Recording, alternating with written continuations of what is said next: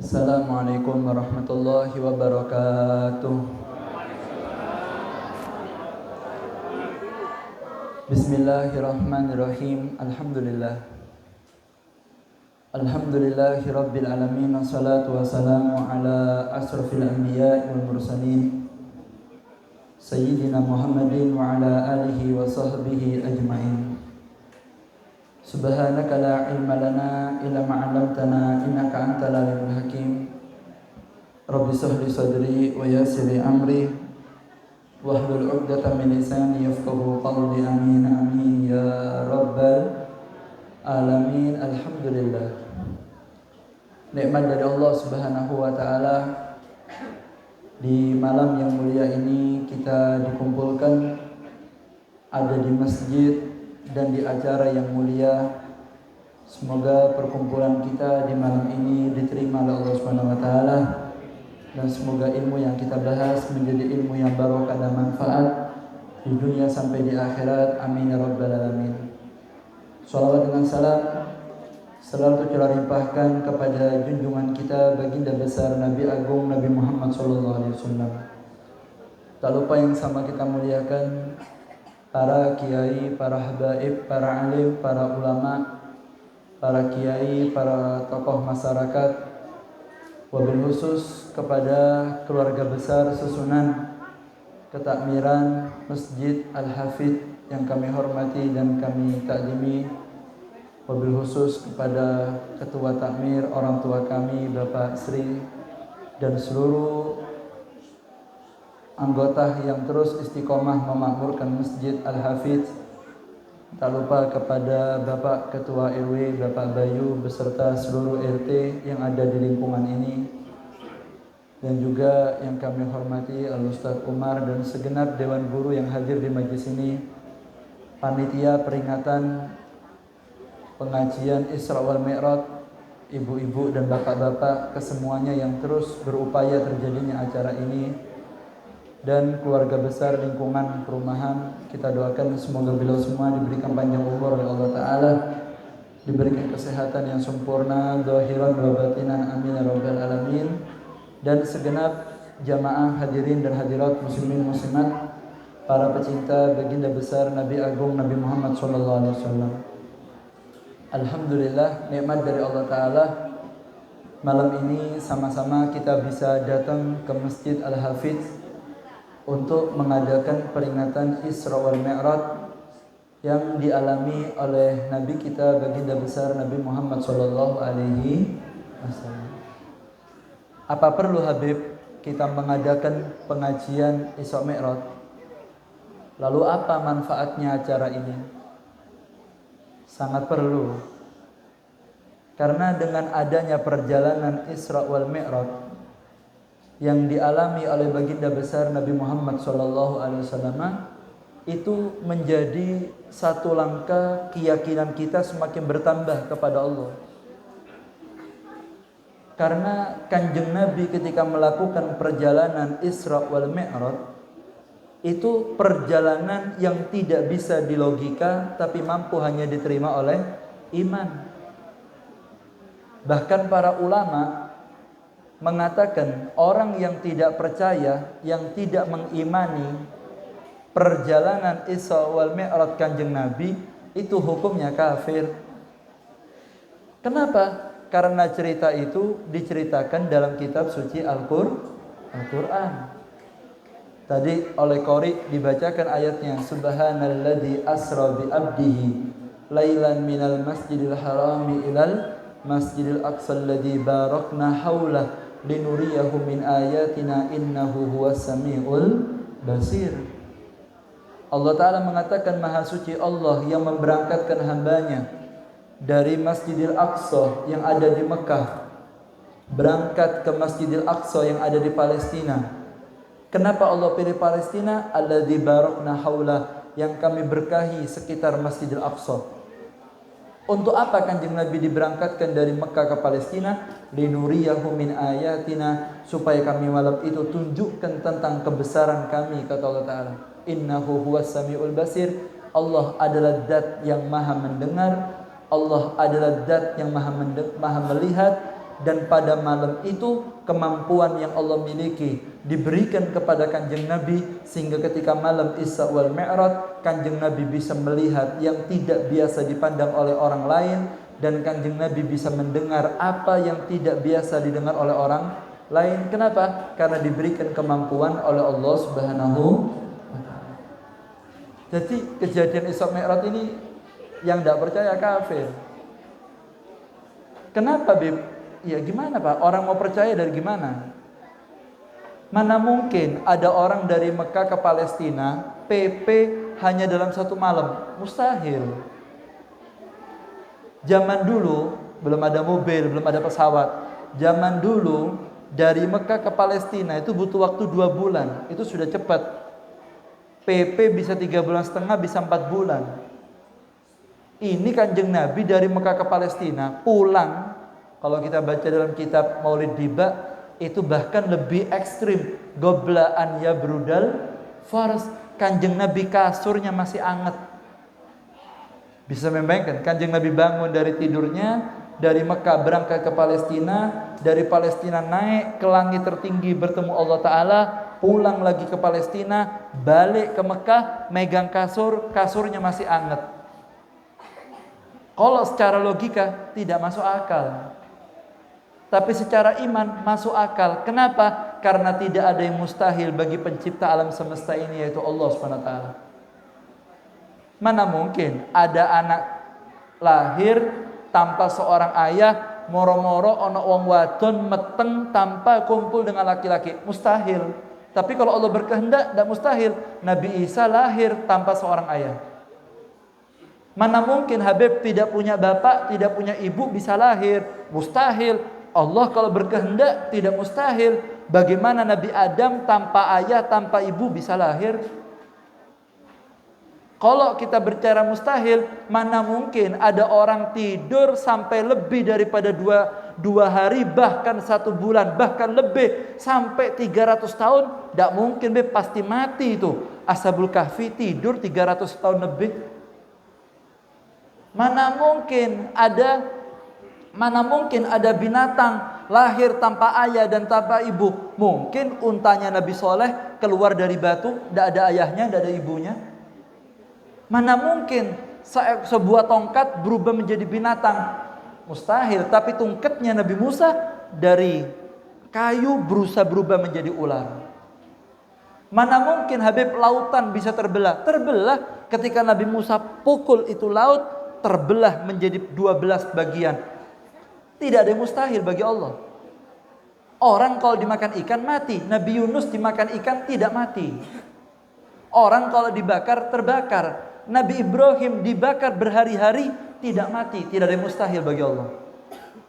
Kalau Nabi Ibrahim tidak mati terbakar api, Nabi Musa bisa membelah lautan, Nabi Isa berdoa bisa menurunkan makanan dari surga, orang yang mati dipegang bisa hidup, Nabi Yunus dimakan ikan berhari-hari tidak mati, para anbiya wal mursalin mendapatkan banyak keajaiban, dan semua diceritakan Allah dalam Al-Quran. Yang tidak percaya akan dianggap tidak beriman. Apalagi keistimewaan yang Allah berikan untuk orang yang paling mulia di alam semesta ini, yaitu baginda besar Nabi Muhammad SAW. Jadi perjalanan Isra Mi'raj ini tidak mustahil, Pak. Bagi Allah tidak ada mustahil. Kita mustahil. Kita ngomong sama binatang mustahil. Nabi Sulaiman ngomong sama semut. Kalau bagi kita mustahil, Allah tidak mustahil.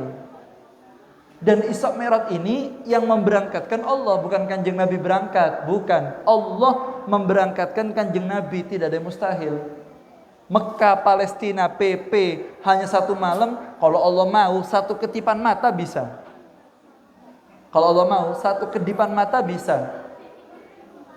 Mana mungkin? Mungkin kerajaannya Nabi Sulaiman, ketika memimpin Nabi Sulaiman, Ratu Bilqis punya kerajaan, ketika Ratu Bilqis OTW menuju Nabi Sulaiman alaihissalam, dikumpulkan itu pasukannya Nabi Sulaiman, disuruh mindah kerajaannya Bilqis ke tempat Nabi Sulaiman. Ifrit mengatakan, saya bawa itu kerajaan mulai pagi sampai sore, sebelum panjenengan berdiri tempat duduk, saya angkat itu singgasana sampai ke sini. Ternyata ada satu murid Nabi Sulaiman mengatakan, ana atika bihi qabla an yartadda ilaika tarfuk. Aku bisa bawa itu kerajaan Bilqis ke tempatmu wahai Nabi Sulaiman, sebelum kau berketip aku datangkan itu.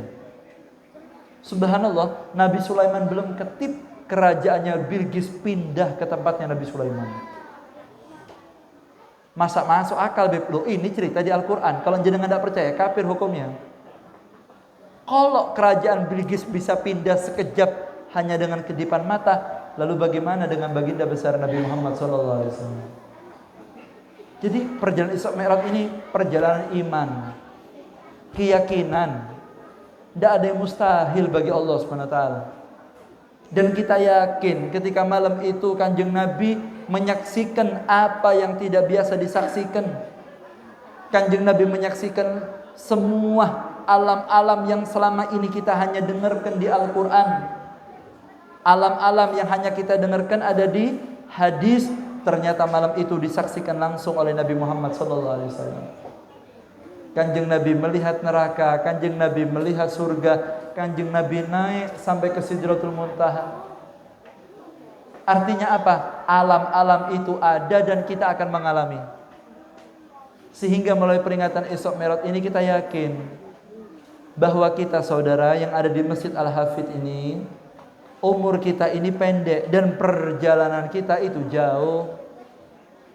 Kalau kita sudah masuk lubang kubur, perjalanan kita tuh lanjut. Masih ada barzah, masih ada yaumul ba'as, masih ada yaumul akhirah, masih ada hisab, masih ada mizan, masih ada sirat panjang. Dan malam itu Kanjeng Nabi melewati itu semuanya, dilihat oleh Nabi Muhammad SAW. Kanjeng Nabi melihat alam-alam yang akan kita lewati. Makanya Nabi Muhammad mengatakan, an-nasu la yamut. Manusia itu tidak pernah mati. Saya sama jenengan ini tidak wafat, bal tantakil min dar ila dar. Kita ini hanya pindah dari satu tempat ke tempat yang lain. Sekarang di rumah, sebentar lagi masuk kubur, kita pindah alam lagi. Makanya dalam riwayat yang lain Nabi Muhammad mengatakan, al-qabru awwalu manzilin min manazil akhirah. Kubur yang akan kita tinggali itu adalah rumah pertama sebelum kita pindah ke rumah-rumah selanjutnya. Fa inna jaminhu sahibu fama ba'dahu aisar. Orang yang selamat ketika masuk dalam kuburnya, maka kehidupan setelah kuburnya akan diberikan gampang, kata Nabi Muhammad. Wa illam yanju minhu sahibu fama ba'dahu asaddu. Siapa orang yang masuk kubur ternyata dia tidak selamat, maka kehidupan setelah kuburnya akan semakin sulit dan ujung-ujungnya dia akan masuk neraka, terpisah dari Nabi Muhammad SAW. Jadi kita di masjid ini, buat apa sih panitia mengadakan acara ini? Untuk menyadarkan kita ini pendek umurnya. Perjalanan kita panjang. Mati itu bukan lucu-lucuan, mati itu bukan akhir, itu awal. Dan kita dikubur itu hidup. Saestu, bukan mati, kita hidup. Kita akan mempertanggungjawabkan semua yang kita lakukan ada di dunia ini. Makanya Kanjeng Nabi ketika pulang Isra Mi'raj, bila mengatakan kepada sahabatnya Abu Dar, ya Abu Dar, hudizat fa inna safar ba'id. Abu Dar, ambil bekal yang banyak. Kenapa? Fa inna safar ba'id. Jalannya jauh. Ini Kanjeng Nabi, Bu. Mari Isra Mi'raj ini. Ngelihat alam barzah, lihat alam akhirat, naik ke langit. Langit 1, langit 2, 3, 4, 5, 6, 7. Surga dengan lapisannya. Sampai Sidratul Muntaha. Sampai Arsy, sampai ketemu Allah Ta'ala. Pulang, dikumpulkan sahabat. Baru saja malam ini saya Isra Mi'raj. Ternyata alam yang Allah ceritakan itu nyata dan saya melihat semuanya. Ambil bekal yang banyak. Sebentar lagi perjalanan kamu jauh, kata Nabi Muhammad SAW. Jadi kita ini mau pindah. Kalau seandainya tidak ada perjalanan Isra Mi'raj, Mungkin kita bertanya-tanya, tempatnya sudah ready apa enggak, Beb? Alam-alam itu sudah jadi apa durung? Wis jadi, dan Kanjeng Nabi sudah melihat semuanya. Dan kita tinggal pindah. Ketika mendengar nasihat ini, Sayyidina Ali ketika akan meninggal dunia baka. Beliau menangis. Maka ditanya, "Mayuki kaya abatah, kenapa abah kok menangis?" Apa kata Sayyidina Ali? "Tulil masafa wa qillatuz zat." Gimana nak, sebentar lagi perjalanannya jauh dan bekalnya cuma sedikit. Umur kita nih banyak kebuangnya. Yang 60 tahun. Berapa banyak tidurnya, berapa banyak kerjanya, ibadahnya berapa tahun. Itu pun masih hatinya nafsu dak mari-mari. Sudah tua masih nafsu yang dak halal. Mau dirawat sampai datangnya mati. Apa bekal kita? Perjalanan kita panjang. Makanya seorang ulama dari kota Mekah mengatakan, Sayyid Muhammad Maliki, beliau mengatakan, ad-dunya mahil mizah wal jannah mahibalas. Hidup di dunia ini bukan guyon-guyonan, dan surga itu tidak gratis, perlu diperjuangkan. Itu mari ya, melalui peringatan Isra Mi'raj ini, yang pertama yang kita ambil pelajaran, tanamkan pada hati kita malam ini bahwa perjalanan kita ini jauh. Alam demi alam yang dilihat Kanjeng Nabi ketika malam Isra Mi'raj akan kita alami saat kita bertemu malaikat Israel, dan kita akan mulai perjalanan sendirian, tidak ada yang mendampingi, tidak ada anak, tidak ada guru, tidak ada orang tua. Kita akan jalan sendiri-sendiri di kubur untuk menintih jalan demi jalan, alam demi alam. Yang menemani kita hanya satu, yaitu amal perbuatan kita di dunia ini. Maka ambil bekal yang banyak. Yang tidak sholat, ayo sedang sholat. Yang Ramadan kemarin tidak puasa, monggo berpuasa. Yang belum mengeluarkan zakat, kurang perhatian urusan zakatnya, monggo diperhatikan urusan zakatnya. Yang putus silaturahmi, monggo disambung silaturahminya. Yang masih terjebak dengan hawa nafsu, monggo cepat-cepat kembali sama Allah Ta'ala. Persiapkan diri kita sehingga betul-betul kalau tiba masanya kita akan siap melewati alam demi alam, karena banyaknya bekal yang kita bawa untuk menghadap kepada Allah Subhanahu. Ya Allah, mugi diparingi husnul khotimah sama Allah Ta'ala. Makanya Kanjeng Nabi matur, khairukum man tala umru wa hasuna amaluh. Sebaik-baiknya kalian, kata Kanjeng Nabi, adalah yang semakin tua, semakin habis umurnya, semakin bagus amal perbuatannya. Memang begini hadirin, begini. Memang mati ini dibuat lupa Pak sama Allah.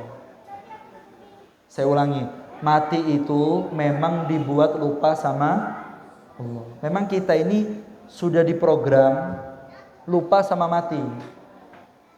Itu sudah setelan pabrik. Makanya dulu ketika Allah Ta'ala mengatakan kepada para malaikat, saya akan menciptakan makhluk yang namanya manusia, dan manusia itu bisa punya keturunan. Katanya malaikat, idan mawasi'athum ya Rabb. Kalau seandainya makhluk yang namanya manusia ini bisa punya anak, punya keturunan, bumi tidak cukup. Maka Allah mengatakan, ini jailul maut. Oh enggak, saya jadikan orang itu umurnya pendek, habis itu mati, pindah alam selanjutnya. Kata malaikat, idan mataba alaihumul es. Lah kalau orang itu ingat mati, ya daerah hidup. Pak, bayangkan ya, moro-moro kita dikasih tahu, dapat telepon toko malaikat, nanti malam jam 2 kita mati. Temenan, ndak nafsu, HP ndak nafsu, lihat TV ndak nafsu, langsung nyekel tasbih, Allah gitu lah. Sing biasa nek tau ning masjid langsung ning mihrab iku wis nak sujud tok, mugi-mugi mati ini pas sujud iki. Ada yang tau ning masjid iku. Ndak enak hidup, apalagi ditawari maksiat wis gak gelem. Ditawari bisnis, ini deal Pak 1M, 2 jam meneh mati ya, opo iki. Ndak selera. Kata malaikat loh, orang itu kalau ingat mati terus, ndak enak hidup. Walaupun punya istri cantik, ndak selera. Mati, kepikiran, ndak enak hidup. Apa kata Allah Ta'ala? Ini jailul amal. Aku akan ciptakan manusia, dan aku akan setel otaknya, lupa sama mati. Dan setiap manusia akan punya pikiran, mati itu lama. Makanya majelis yang di dalamnya mengingatkan tentang kematian dan perjalanan setelah kematian, itu majelis yang terbaik. Dalam Al-Quran Allah mengatakan, wal asri innal insana lafi khusrin illal ladina amanu wa amilu salihati wa tawasaw bil haqqi wa tawasaw bis sabr.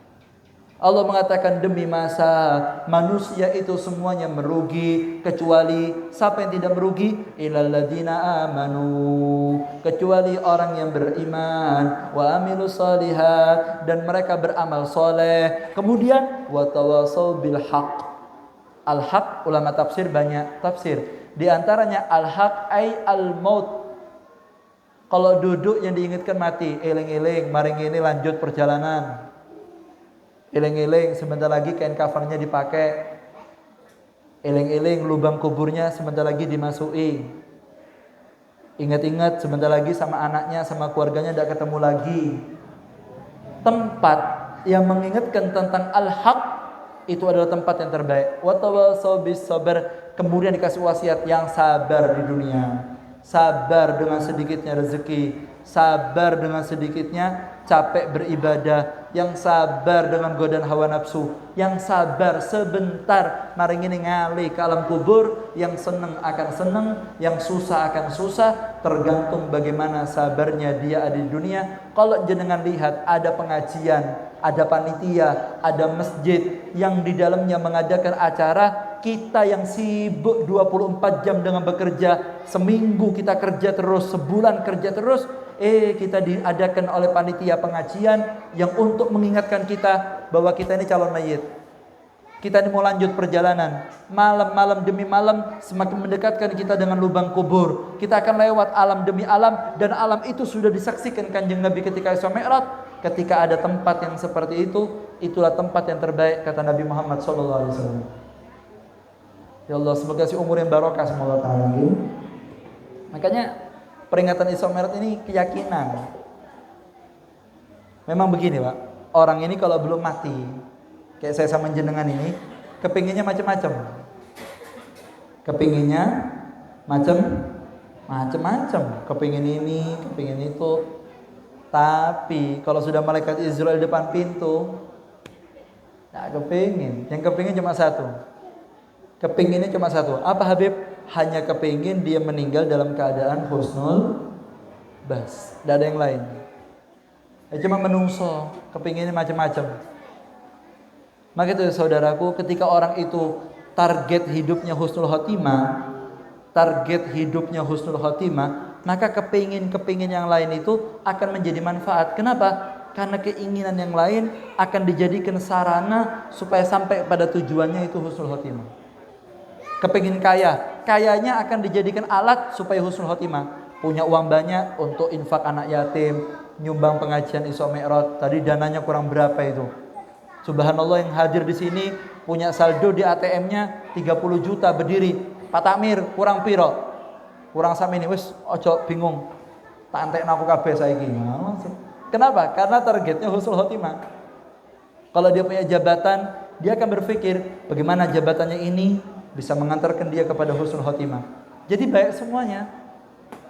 Kerusakan yang kita lihat ini karena orang-orang tadi itu lupa sama matinya. Yang punya uang akhirnya tidak ingat sama matinya, ngawur pakai hartanya. Yang punya jabatan lupa dengan kehidupan akhiratnya, akhirnya ngawur dengan jabatannya. Rusak semua ini. Kenapa? Karena orang itu lupa bahwa perjalanan dia itu panjang, perjalanan demi perjalanan akan dia alami, dan semua alam itu sudah disaksikan pada malam 27 Rajab oleh siapa Habib? Oleh orang yang kita kenang malam ini, yaitu baginda besar Nabi Muhammad sallallahu alaihi. Ya Allah, mugi diparingi umur yang barokah semoga ta'ala. Ya. Kemudian ketika kita sudah sadar perjalanan kita tadi itu panjang, masih perlu banyak bekal, pertanyaannya, bekal apa yang terbaik? Bekal apa yang terbaik? Ya tentu bekal yang terbaik itu adalah bekal yang diambil ketika Kanjeng Nabi melewati alam demi alam itu. Apa itu Habib? Sholat. Tidak ada bekal yang lebih istimewa melebihi sholat. Yang kompak, melebihi sholat. Kurang kompak, melebihi sholat. Di situ bekal istimewa. Yang penting sholat, wes. Kalau sudah orang itu sholatnya bagus, insya Allah kehidupan setelahnya akan bagus. Sebetulnya Pak, mati itu tidak menakutkan. Saya ulangi, kubur itu tidak serem. Kenapa Beb? Karena yang serem ini dunia. Karena bagaimana kubur kita tergantung bagaimana waktu kita di sini. Kalau waktu kita ngawur di dunia ini habis, tidak ada artinya, kubur kita nanti repot. Jadi kubur kita bagaimana Beb? Ya, tergantung kita. Jadi kita yang nyetel kubur kita bagaimana, kita sendiri. Makanya kata para ulama, yang paling menakutkan itu dunia sebetulnya, bukan kubur. Saya takut Beb sama mati. Loh kenapa takut? Kenapa takut dengan kubur? Kubur itu bagaimana tergantung kita ini, umur kita ini loh. Pernah enggak kita duduk terus kita bayangkan kita mau mati? Coba kita kalau mau tidur nanti malam duduk bayangkan, saya ini mau mati. Ya Allah, ini rumah mau saya tinggal.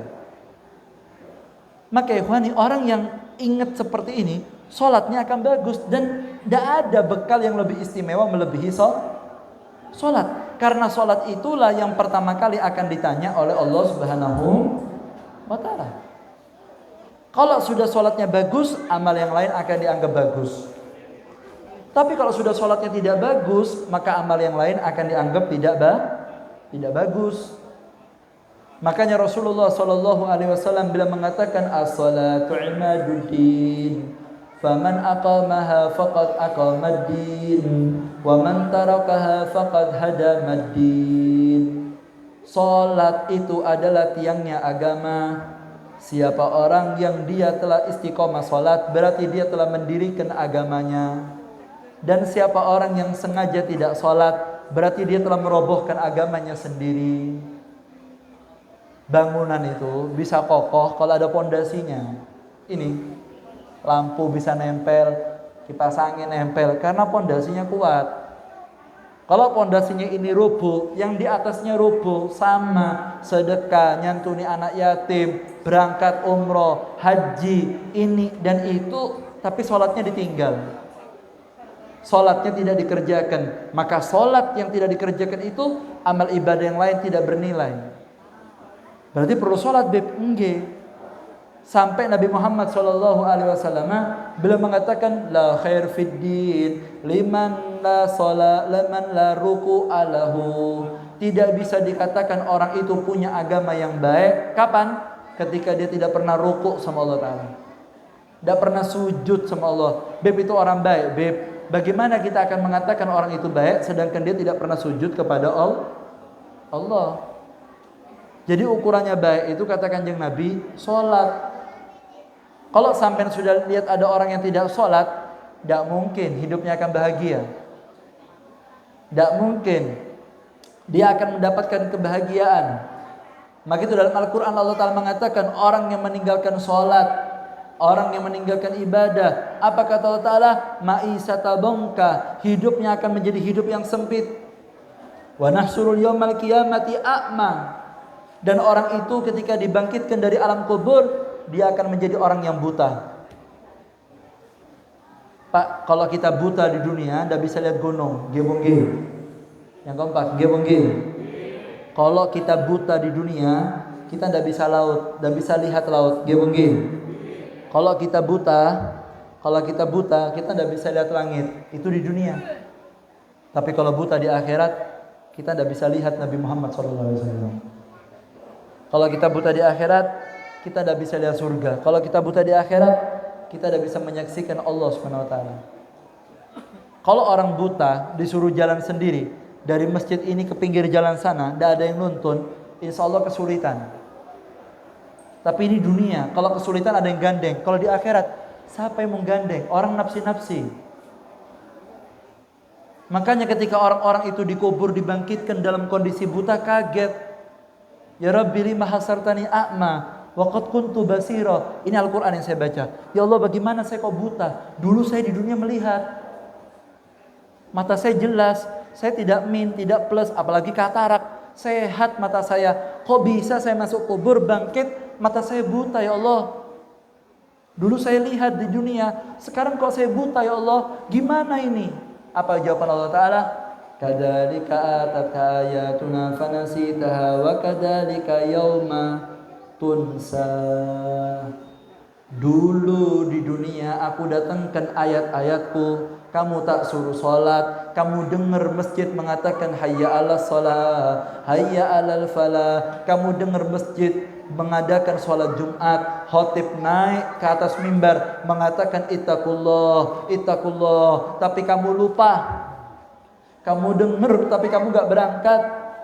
Seakan-akan ibadah kepadaku itu bukan kebutuhan, kamu jadikan permainan, kamu lupa denganku, kata Allah Ta'ala. Wa kadzalika yauma tunsa, dan hari inilah sebagaimana kamu dulu lupa, hari ini kamu dijadikan orang yang dilupakan oleh Allah Ta'ala. Bagaimana cara Allah melupakan orang itu? Dibuat buta matanya sehingga tidak bisa lagi ketemu dengan Nabi Muhammad SAW. Kenapa Habib tidak sholat? Makanya orang yang tidak sholat itu sekarang kayaknya santai, kata siapa? Kubur ini bukan dongeng. Malaikat Israel ini bukan dongeng. Buktinya, bapak ibu kita mati kok. Kalau malaikat Israel cuma cerita, ayah ibu kita tidak wafat, kakek kita tidak wafat, mbah buyut kita tidak wafat. Mereka wafat kok. Nyata berarti ada yang jemput. Dan kita akan dijemput juga. Tidak usah ditunggu, akan datang. Tidak usah diharap, akan datang. Tidak usah kita tanyakan, kapan Beb? Tidak perlu. Yang perlu adalah persiapan. Karena sesuatu yang sudah pasti tidak perlu untuk ditakuti, tapi kita perlu untuk banyak bawa bekal dan mempersiapkan hati. Dan itu yang diajarkan oleh Nabi Muhammad SAW. Allahumma shalli ala Muhammad. Maka itu kita baca di banner ini. Orang itu kalau kepingin dapat cahaya, hidupnya enak, ya sholat. Dan malaikat itu saya setuju, gregetan. Malaikat itu apa? Gregetan ketika ada orang yang tidak melaksanakan sholat. Itu kalau ada orang tidak sholat, terus dia makan nasi, tidak sembahyang tapi makan nasi, itu Kanjeng Nabi dalam riwayat cerita, malaikat dari langit itu turun. Lalu melihat orang yang tidak sholat itu makan, malaikat mengatakan, sungguh kamu betul-betul terlaknat. Bagaimana kamu makan rezekinya Allah, tapi kamu tidak mau sujud kepada Allah Ta'ala. Selama orang itu makan, malaikat mendoakan terus, semoga kamu dijauhkan dari rahmatnya Allah, semoga kamu diusir dari rahmatnya Allah. Kenapa? Karena dia makan tapi tidak mau sujud sama Allah. Bahkan dikatakan orang yang tidak sholat tadi itu tidak mungkin akan memiliki keturunan yang barokah. Bapak ibunya tidak sholat, kumpul, kawin, punya anak, anaknya tidak barokah. Kenapa? Karena bapak ibunya tidak sholat. Bahkan para ulama mengatakan, apabila ada suami istri yang dia hendak berkumpul dan dia berharap dengan kumpul itu jadi anak, cek pasangan kita ini sholat apa tidak. Kalau seandainya tidak sholat subuh, jangan dikumpuli. Kenapa? Khawatir kalau nanti kumpul jadi anak, anaknya tidak berkah. Kenapa? Karena rohim yang menerima benih kita tadi itu dalam kondisi tidak sholat. Makanya tidak berkah. Jangan sambat, anak saya kurang ajar Beb, anak saya tambah tua tambah kurang ajar. Dulu kecil tidak berani sama saya, sudah tua ngelama sama saya, bantah sama saya. Tanyakan dulu ketika proses sholat apa tidak. Kemudian cek anaknya sholat apa tidak. Kalau sudah tidak ada sholat, tidak ada berkah. Tidak ada berkah. Dulu pernah kejadian Mbak, di kampung saya di Ketapang. Tapi insya Allah di perumahan ini tidak ada. Ada suami istri tukaran, mau cerai. Datang ke satu ustadz, laporan, Pak Ustadz, nggih, saya ini sumpek. Kenapa? Anak saya ngelama, rumah tangga saya tidak harmonis. Sama ustadz ini tanya, loh jenengan gimana istrinya, sholat apa tidak? Sampai sambatan anaknya ruwet ini, bojone jenengan ini sembahyang apa mboten? Apa katanya si suami ini? Yaitu Pak Ustadz, 20 tahun saya nikah, istri saya sholat hanya 2 kali. 20 tahun kawin, sembahyangnya cuma pendo. 1 Idul Fitri, itu diajak koncone. Kedua sholat subuh Pak Ustadz, waktu saya ancam mau saya cerai, langsung JP ruku sembahyang subuh petang rokaat. Offset rong rokaat Pak. Biasanya subuh rong rokaat, ini karena saking kuweden apa dicerai, tak pernah sembahyang subuh, langsung JP ruku sembahyang subuh petang rokaat, kakean sembahyangnya. Katanya Ustadz tadi itu lagi gimana? 20 tahun kawin, sholatnya cuma 2 kali, lebaran sama mau dicerai, ya ada berkah anaknya. Terus gimana Pak Ustadz? Ya sebentar, sampai sholat apa enggak? Ya itu, saya enggak pernah sholat lah. Podo wae lanang wadon enggak sembahyang. Akhirnya katanya Ustadz tadi itu, sudah gini, kamu kalau mau cerai, daripada sudah ruwet, terus kamu cari lagi istri yang lain, cari yang solihah, dan kamunya tobat, laksanakan sholat. Alhamdulillah Pak, habis itu orang itu ke masjid, belajar sholat, istri yang lama dipulangkan, nikah lagi dengan istri yang baru. Kalau tidak salah dapat orang Jember waktu itu, nikah, setelah nikah lagi, alhamdulillah, setelah itu kehidupannya membaik, sampai meninggalnya ketika hari Jumat, meninggal setelah melaksanakan sholat dan mati dalam keadaan husnul. Memang bekal yang terbaik ini sholat. Sholat itu istimewa. Sampai Nabi Muhammad ini ketika ditanya sama sahabat, ya Rasulullah, bagaimanakah keadaan sholat itu? Nabi Muhammad berkata, bagaimana kalau kamu di rumah kamu ada sungai? Iya Kanjeng Nabi. Kamu kotor, iya. Terus kamu mandi di sungai itu. Oke. Terus setelah kamu mandi bersih apa enggak? Bersih ya Rasulullah. Setelah itu dapat berapa jam kemudian kamu mandi lagi? Sampai 1 hari kamu mandi 5 kali. Kira-kira bersih apa enggak? Bersih ya Rasulullah. Kalau kamu punya baju kotor, dicuci, sudah kering, diambil, dicuci lagi, dijemur kering, dicuci lagi, sampai 1 hari dicuci 5 kali. Bersih apa enggak? Bersih, yaitu sholat. Sholat itu bagikan sungai. Saya sama jenengan habis sholat duhur maksiat, ya namanya manusia Pak, jenenge menungso mesti punya nafsu, punya maksiat. Pulang dari masjid, nyampe rumah, deleng dangdut, lanang wadon chatting-chattingan, boten halal. Kadang-kadang saestu sudah punya istri yang halal, masih ngecing, bojone wong, ngendi ayo. Atau sebaliknya, yang ibu-ibu sudah punya suami yang enak di rumah, halal, masih mengidamkan suaminya orang. Ambil kesempatan, bojone budal megawe, dichattingnya mbek tanggane, mengadu asmara lewat media sosial. Ngerti terus. Wah, hati beb rindu yang ndak halal, ndak boleh. Sebaiknya gitu Bapak ngono, kadang-kadang ngono wae kejadian gitu. Walhasil maksiat, datang salat asar, hayya 'alas shalah, hayya 'alal falah, ngambil ruku sing wadon, sing lanang ngambil sejadah, ngambil ketu, berangkat ke masjid sholat. Habis sholat asar selesai, apa kata Kanjeng Nabi? Dosa antara zuhur dengan asar dimaafkan, barokahnya dia melaksanakan sholat mari sembahyang asar maksiat maning. Mari asar emak-emak umpamane iki senam di lapangan besar, kelambine ngetat, bapak-bapak ngopi di sebelah nih, kan kurang kerjaan ini, menikmati pemandangan yang tidak seharusnya dilihat. Maksiat maneh. Masuk maghrib, hayya 'alas shalah, hayya 'alal falah, berangkat ke masjid sholat, Allahu Akbar. Dosa antara asar sama maghrib dimaafkan sama Allah. Mari maghrib, maksiat lagi. Masuk isya, sholat lagi isya, dosa antara maghrib dengan isya dimaafkan sama Allah. Mari sembahyang isya, maksiat maneh, bengi chatting-chattingan maneh, nglakoni dosa maneh, tembus subuh, hayya 'alas shalah, hayya 'alal falah, as-shalatu khairum minan naum, berangkat ke masjid sholat, Allahu Akbar, sholat subuh. Dosa antara isya sama subuh dimaafkan sama Allah.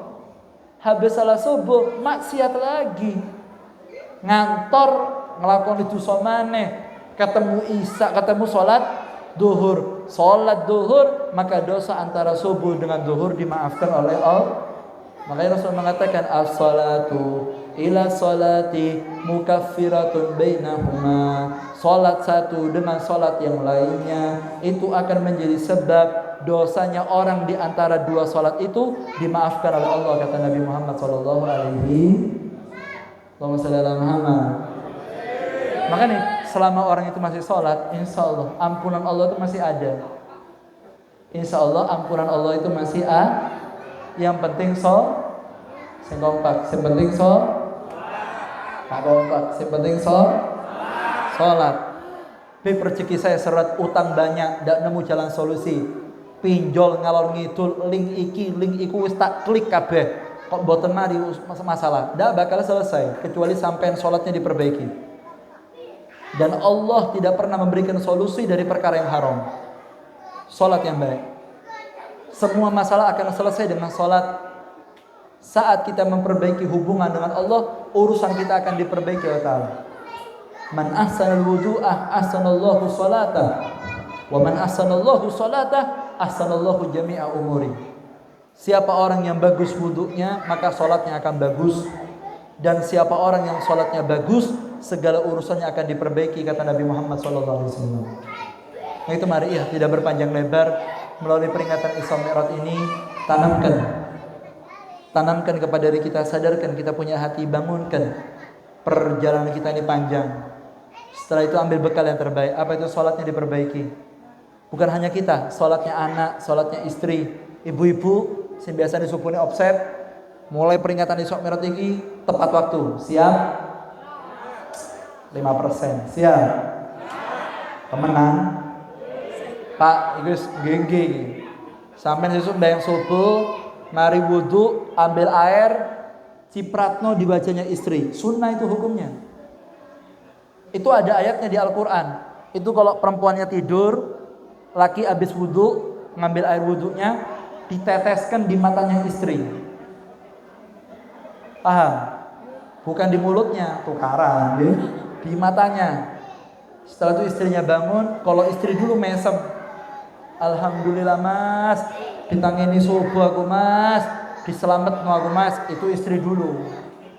Saiki ditangani subuh, mah, adan mah, as-sholatu khair manam. Wira aku ya kesel aku, mari nyapu, mari ngepel, lempit-lempit, manu. Ngamuki setengah jam, sembayangnya 5 menit. Ketendi, mari ngamuk-ngamuk tuh, maning ya, anaknya sopo ini. Begitu pula bapak-bapak, kalau istrinya bangun duluan, sunnah hukumnya membangunkan suami untuk sholat subuh. Mas, ayo mas ke masjid mas, mari ngaji ambe Habib. Isra Mi'raj entek puluhan juta, mosok gak sembahyang subuh, ngono tah? Al-Hafidh, ayo berangkat mas. Gak enak aku jari tonggo, aku ketok soleh, parang jari wis. Aja ngurung ana tonggo. Kene iki stelane warung kopi. Allah, saiki masjid mas. Allahu Akbar mas. Berangkat mas. Sunnah hukumnya suaminya senang. Ojo ngamuk ditangeni subuh. Ya, masjid. Mama, mari ngene aku rapat meeting nyambut gawe macul. Kesel aku manu. Ngamuk-ngamuk turu maneh. Mari ngono sambatan, utang kuake beb. Ya kelending mbah subuh. Orang itu kalau ada sholat subuh, wajahnya itu akan dibuat gelap sama Allah. Satu hari sumpek, kenapa? Tidak sholat. Coba sampein jaga 40 sholat, 40 hari ada di masjid. Lihat, setelah hari ke-41 urusan kita akan dapat jalan keluar. Tidak percaya saya beb, buktikan, baru tidak percaya. Kalau sudah dibuktikan dengan ikhlas, lihat keajaiban akan terjadi karena itu janji dari Nabi Muhammad SAW. Bapak-bapak jangan lupa istrinya dibangunkan, anaknya dibangunkan. Wah, anak saya sudah besar beb, sudah kuliah beb, masa dibangunkan sholat? Minta maaf, Kanjeng Nabi itu setiap hari keliling ke rumahnya anak-anaknya, dibangunkan, digedor pintunya, as-shalah, ya ahla baiti Rasulillah, bangun, ayo keluargaku sembahyang. Yang diketok rumahnya Sayyidina Ali, yang diketok rumahnya Siti Fatimah, yang diketok cucunya Hasan wa Husain, yang kita yakini beliau semua sudah pasti sholat walaupun tidak diingatkan sholat. Tapi walaupun kita punya anak seperti Siti Fatimah, tetap diilingno sholat. Sampai Nabi Muhammad ketika akan meninggal dunia, bibirnya bergetar. Maka didekatkan Apa yang diomongkan Kanjeng Nabi? Ternyata sebelum beliau berangkat, yang terakhir yang keluar dari mulut Rasulullah, as-shalah, as-shalah. Hati-hati ya, kalau saya mati, jangan ninggalkan sholat, jangan ninggalkan sholat. Itu mari ya, mulai majlis ini sholatnya diperbaiki. Ayo sama-sama kita gandeng anak kita ke masjid, istri ke masjid, keluarga ke masjid. Kita hidupkan Masjid Al-Hafidh ini. Bukan cuma Jumatannya rame, subuhnya, zuhurnya, asarnya, maghribnya, isaknya. Betul-betul kita menyongsong masa depan yang bahagia dengan kita memperbaiki salat. Maka hidup kita akan penuh dengan cahaya. Segala akan diperbaiki dan kehidupan kita setelah alam dunia ini akan banyak mendapatkan keberuntungan. Barokahnya kita menjaga salat, dan itu janji dari orang yang mulia. Siapa itu? Yaitu Nabi Muhammad SAW. Allahumma shalli ala Muhammad. Sebagai penutup, diceritakan bagaimanakah keutamaan orang yang melaksanakan sholat. Diceritakan ada suami istri. Ini kisah nyata, Pak. Ada suami istri kawin. Setelah menikah, suami istri ini diparingi keturunan, anak. Pak, minta maaf ya, namanya manusia, ekonomi ini kan naik turun. Kadang kaya, moro-moro jatuh, bisnis kan naik turun, keuangan kita kan naik turun. Kenapa bebek kalau naik turun? Memang iya, supaya kita juga bisa sadar bahwa rezeki itu datangnya dari Allah, bukan dari usaha kita, tapi dari Allah. Sampai satu saat rumah tangga ini mengalami krisis ekonomi, keuangannya jatuh. Ya Allah, memang begini. Ini wallahu a'lam ya, betul apa tidak. Tapi saya baca satu keterangan, apabila keuangan suami itu jatuh, artinya sing lanang biasanya kalau duwe akeh kok produk tipis, itu biasanya para istri tidak stabil. Oleng. Itu biasa nih, wallahu a'lam. Insyaallah wong perumahan kini aman kan? Sampai nang suami buka dompete bojo kare sak lembar, bingung apa tenan. Temenan Beb, langsung golek link aku. Anake sapa ini? Langsung golek link jare. Makanya Bu, ndak boleh kalau ngaji fikih itu tidak boleh istri buka dompetnya suami. Kenapa Beb? Bakal bingung. Sudah uang yang dikasih suami itu yang dipakai. Kalau terlalu banyak lihat dompetnya suami, minta maaf, wong lanang iki kan nyekel duit tenang.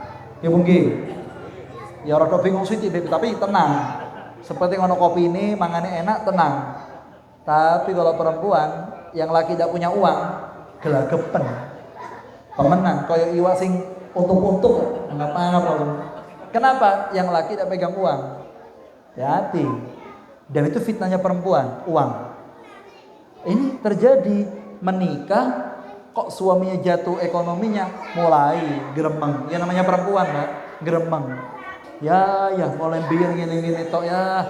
Keuangan mepet, telendi gitu terus gini. Sing lanang pusing. Yo mah, kok tak usahakno. Ayo taya ya mulai biar gini tok ya.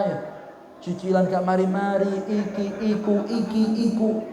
Koyo sampean ngomong ngono, yang laki tenang. Oh, nemburi nih mikir. Sampean kok tahu, Beb?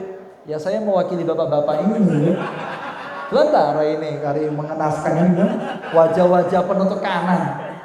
Apalagi Beb, perpindahan tahun ini kan ekonomi rodok bergejolak. Makanya saya mewakili yang tenang. Rezeki datangnya dari Allah. Ini yang laki mikir, ketap-ketip boyo cara duwe akeh. Sampai satu saat berasnya habis, makanan habis. Istrinya ngomong, Mas, iki cukup untuk makan pagi, makan malam ndak ada. Kalau malam ini sampean pulang ke rumah tidak bawa beras, ndak bawa iwak, gak mangan saoma. Yang laki pusing wis. Ya Allah, gimana ini? Kata yang laki, aku tak berangkat yang pasar. Tak coba usaha, mudah-mudahan saya pulang bisa bawa beras, bawa makanan. Sudah, Berangkat yang laki nyambut gawe, yang perempuan anaknya malam minta makan. Bu, lapar. Kata ibunya, sebentar ya, tunggu ayah datang, kita makan bareng-bareng. Tidak boleh nak, makan dulu sebelum ayah datang. Katanya si anaknya, lapar bu, makan dulu bu. Jangan, sudah sana tidur saja. Jadi mari sembahyang maghrib, anaknya tidur karena untuk menghilangkan lapar. Suaminya adzan isya datang. Assalamualaikum. Waalaikumsalam. Dia berasa ya. Yoiku mah. Yoiku piye? Yoiku piye? Yo sepi. Pemene musim hujan ini gitu. Pasaran ndak masuk mah. Terus sampai ndak bawa beras? Ndak. Makanan ndak ada. Terus kita makan apa ya malam ini? Anak-anak mana? Tidur. Loh kok tidur? Sudah sholat isya? Belum. Bangunkan, suruh sholat. Ini mana yang tambah masalah? Wis mulai kan bawa beras. Anak kon tangi ini. Lek anak tangi, elom nangis jaluk mangan. Sopo sing mangan? Sing lanang mikir. Wis toh tangi nono sembayang. Makannya gimana? Saya doa sama Allah, mudah-mudahan ada makanan. Gak iso ngono Mas, gak. Pokoknya sembayangnya dijogo, rezekinya dicukupi oleh Allah Taala. Debat. Akhirnya yang perempuan ngalah. Ya wis tangi nono anake. Dibangunkan anaknya sholat isya berjamaah. Setelah sholat baca wirid, anaknya ngotet. Ya lapar ya mau makan. Istri noleh. Ya apa saja. Yang laki lemes wis. Angkat tangan. Ya Allah tunjukkan keajaibanmu ya Allah. Tunjukkan ya Allah tunjukkan. Tidak lama sebentar lagi rumahnya ada yang ngetok pintu. Assalamualaikum. Jalan sing mana? Nah iki. Dibuka nolawang, ternyata ada satu orang guanteng, sebelahnya lagi guanteng, pakaiannya resmi. Tanya, siapa Pak? Kami pegawai kerajaan. Tuh, ada apa? Kok datang ke tempat kami? Nggih. Raja hari ini punya undangan tamu banyak, makanan banyak, tamunya pulang, makanannya lebih. Katanya raja malam ini makanan dan sembako dan sisa uang belanja kasihkan kepada orang yang belum tidur. Saya keliling, ternyata rumah jenengan saja yang masih hidup. Maka ini makanan buat sampean, beras lauk pauknya buat sampean, sak sisane blonjoan ke sampean. Allah masuk bawa makanan, bojo sing lungset kayak kerudung durung setrika, mesem. Senyum sampai untune garing. Ya, tekos gone ya Ustaz kandhane kok pokoknya bayang. Sholat yang bagus, rezeki dicukupi, dikasih makan. Makan satu keluarga, berasnya ada, sak uang belanjanya 1 bulan cukup. Terus suaminya bilang, Ustaz Bu, selama kita ini sholat, tidak mungkin ditinggal sama Allah. Allah tidak menjanjikan lebih, tapi Allah menjanjikan cukup. Kalau sampai cari lebih, tidak bakal lebih. Karena lebih itu nafsu. Tapi kalau cukup, pasti akan cukup selama kita menjaga sholat. Allah tidak menjanjikan kemewahan, tapi Allah menjanjikan kecukupan. Yang penting cukup. Sadarkan kalau kita ini cuma pendek di dunia, sisa dari itu sisa umur kita ini dimanfaatkan. Betul-betul kita akan mengambil bekal yang terbaik untuk menghadapi kehidupan kita dan alam-alam yang disaksikan oleh Kanjeng Nabi Muhammad SAW. Itu mari ya, kalau seandainya kita bagus sholat, insya Allah segala urusan kita akan diperbaiki oleh Allah Subhanahu wa Ta'ala. Ya semoga berkah majlis ini yang hadir di masjid ini semua, semoga diberikan istiqomah sholatnya oleh Allah. Yang belum sholat, semoga Allah buka hatinya menjadi orang yang istiqomah sholat insya Allah. Ya Rabbi maafkan kami ya Rabb, yang kaki kami berat menuju masjid ini. Berkah Isra Mi'raj ini buka hati kami, permudah kaki kami untuk menuju masjid ya Rabb. Yang tidak sholat subuh, berikan hidayah bisa melaksanakan sholat subuh dengan baik. Yang belum sholat duhur, berikan kemampuan bisa melaksanakan sholat duhur. Yang enggak sholat asar, berikan kemampuan bisa melaksanakan sholat asar. Yang enggak sholat maghrib, berikan hidayah bisa melaksanakan sholat maghrib. Yang meninggalkan sholat isya, berikan kami kemampuan melaksanakan sholat isya dengan sempurna ya Allah. Semoga berkah majlis ini, yang punya hutang piutang Allah berikan jalan keluar. Yang sakit Allah berikan kesehatan, yang sumpah pikirannya Allah berikan ketenangan. rumah tangga yang tidak harmonis. Ya semoga berkah peringatan Isra Mi'raj ini dan berkah Al-Quran yang tadi kita dengarkan, semoga menjadi sebabnya rumah tangga kita menjadi rumah tangga yang sakinah mawaddah warahmah, anak-anak kita menjadi anak yang saleh dan salihah. Dan kita berharap semoga penghujung Rajab ini Allah berikan kita husnul khatimah, Allah panjangkan umur kita bertemu dengan bulan Sya'ban, dan Allah izinkan kita menikmati hidangan pada bulan suci Ramadan. Dan semoga semua yang hadir di Masjid Al-Hafidh ini termasuk orang-orang yang mendapatkan malam Lailatul Qadar. Ya Rabbi, kami hadir di Masjid Al-Hafidh, dan semoga anak-anak kita menjadi anak-anak yang menghafal Al-Quran, rumah tangga kita hidup dengan Al-Quran. Ya Rabbi, kami yang menjauh dari ulama, kami yang menjauh dari masjid, kami menjauh dari Al-Quran, malam ini tarik hati kami mendekat kepada alim ulama, tarik hati kami mendekat ke masjid, tarik hati kami untuk menyentuh Al-Quranul Karim. Ya Rabbi, yang pernah berzina, semoga dosa yang dimaafkan semua wa ta'ala. Yang pernah memandang haram, semoga Allah pulangkan dari masjid ini dengan dosa yang dimaafkan wa ta'ala. Ya Rabbi, maafkan dosa telinga kami ya Rabb. Yang pernah meneguk minuman keras, semoga pulang dari masjid ini Allah maafkan dosanya. Yang pernah menyentuh wanita yang tidak halal, atau yang perempuan yang pernah disentuh oleh laki-laki yang tidak halal, keluar dari gerbang masjid ini, semoga Allah maafkan semua dosa-dosanya. Dan kita doakan semoga panitia yang mengusahakan acara ini, semoga semua yang diusahakan bisa mencuri perhatian dari Nabi Muhammad SAW. Apa yang dikeluarkan semoga diganti rezekinya berlipat ganda wa ta'ala. Dan kita doakan kepada Allah Ta'ala, kita mohon semoga masjid ini semakin diberkahi Ta'ala, semakin menjadi masjid yang bercahaya. Bapak RW, Bapak Takmir, dan semua yang bekerja, semoga diberikan kelapangan hatinya Ta'ala. Para RT yang ada di tempat ini, semoga disatukan hatinya Ta'ala, diberikan keikhlasan dalam berkhidmat kepada masyarakatnya. Dan kita minta sama Allah Ta'ala, semoga Rajab ini bukan Rajab terakhir bagi kita semuanya. Ya Allah, panjangkan umur kami bertemu dengan Isra Mi'raj yang akan datang ya Rabb, dalam keadaan lebih sempurna, lebih meriah, dan lebih bisa memberikan hidayah kepada kami semua ya Rabb. Dan kita minta, mumpung kita di rumah Allah, dan mumpung kita di peringatan Isra wal Mi'raj, Nabi Muhammad berjanji, orang yang datang ke rumah Allah tidak mungkin dipulangkan dengan tuan rumahnya dalam keadaan tangan kosong. Kita mengangkat tangan kepada Allah Ta'ala, Allah akan malu menolak tangan kita. Allah menyaksikan kita, Allah menggerakkan kita punya jantung, Allah mengalirkan kita punya darah. La ta'khudhuhu sinatun wa la naum. Allah enggak tidur, Allah tidak ngantuk sekarang menyaksikan kita di masjid ini. Ya Rabbi, maafkan kami ya Rabb. Kami mengangkat tangan ya Allah, pulangkan kami dari rumahmu. Kami tamumu ya Rabb. Kami tamumu ya Rabb. Tuan rumah yang baik tidak akan mengecewakan tamunya. Ya Rabbi, kami banyak maksiat ya Rabb, tapi izinkan kami meninggal dalam keadaan husnul khatimah. Ya Rabbi, kami minta di masjid yang mulia ini, izinkan kami meninggal dalam keadaan husnul khatimah. Ya Rabbi, izinkan kami taubatun nasuha. Izinkan kami meminta maaf sebelum kami datang kematian ya Rabb. Kami takut dengan kematian kami ya Rabb. Sebelum kami meninggal dunia, hilangkan segala nikmat maksiat ya Allah. Cicipkan kepada kami nikmatnya taat ya Rabb. Izinkan kami meninggal dunia mengucapkan 2 kalimat syahadat. Wahai tuan rumah yang baik, jangan pulangkan kami tamumu dengan dalam keadaan tangan kosong. Izinkan akhir hayat kami mengucapkan 2 kalimat syahadat. Jadikan kubur kami rawdah min riyadil jannah. Berikan kami keselamatan di barzah, keselamatan di akhirat. Dan semua yang hadir peringatan ini, sekarang kita bertatap muka, insyaallah nanti di surga tertinggi, saat kita duduk bersama Nabi Muhammad, wajah yang saling lihat ini akan kembali melihat ketika bertemu dengan Nabi Muhammad SAW.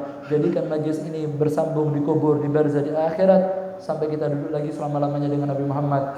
Dan yang perempuan, saya doakan semoga ketika meninggal dunia dirawi oleh Siti Fatimah Zahra, bertemu dengan putri Nabi Muhammad, dikumpulkan di surga dengan Siti Khadijatul Kubra, dengan para wanita salihah, dan semoga kita selamat dunia akhirat. Amin ya rabbal alamin. Wa lakum ya salihah. Al-Fatihah. Bismillahirrahmanirrahim.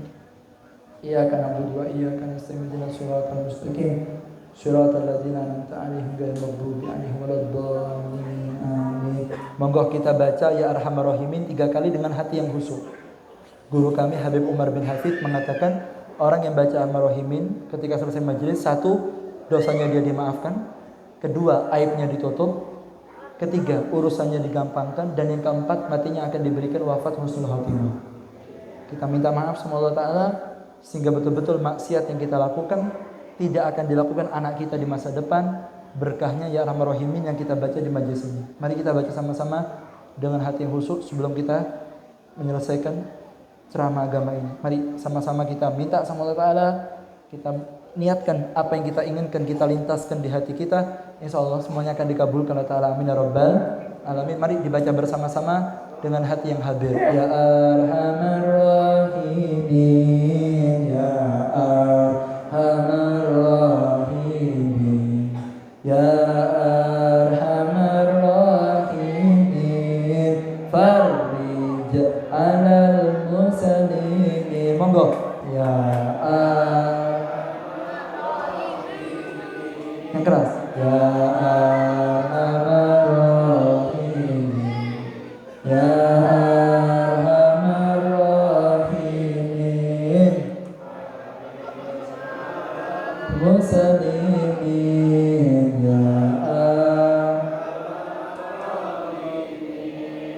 Ya diangkat tangannya. Ya Arhamar Rahimin, Farij alal muslimin. Allahumma barik wa hadrat Nabi Muhammad sallallahu alaihi wasallam. Al-Fatihah. Ya